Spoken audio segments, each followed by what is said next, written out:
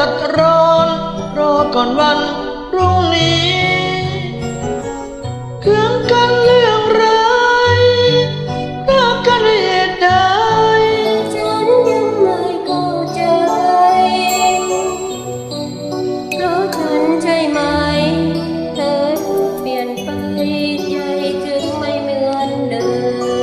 มแต่ถ้าพรุ่งนี้ดวงใจยังโกรธฉันโทษใครได้เป็นกรรมของใจพบเธอนั้นปรับใจทำอย่างไรพรุ่งนี้นัดฉันมากี่ครั้งหัวใจยังไม่จำฉันยังยอมให้ทำ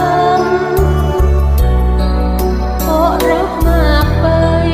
เพราะซื่อสัตย์ไปจึงช้ำใจอดทนไว้ก่อนนะใจเจ้าเอ๋ยข้าวอนจงแข็งแกร่งแล้วทนรอให้ถึงพรุ่งนี้พบเธอแล้วถามเธออ้อนวอนให้เธอเห็นใจ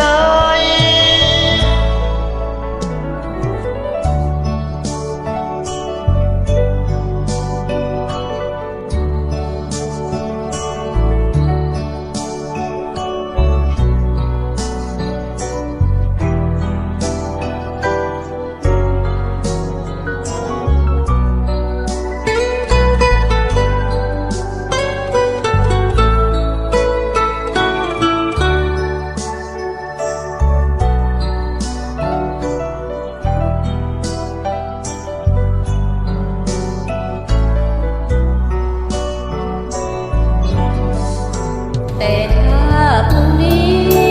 ดวงใจยังโกรธฉันโทษใครได้เป็นกรรมของใจพวกเธอโดนผลักไสทำอย่างไรพรุ่งนี้นับจนมากี่ครั้งหัวใจยังไม่จำฉันยังยอมให้ทำก็รักมากไปเพราะซื่อสัตย์ไปจริงใจ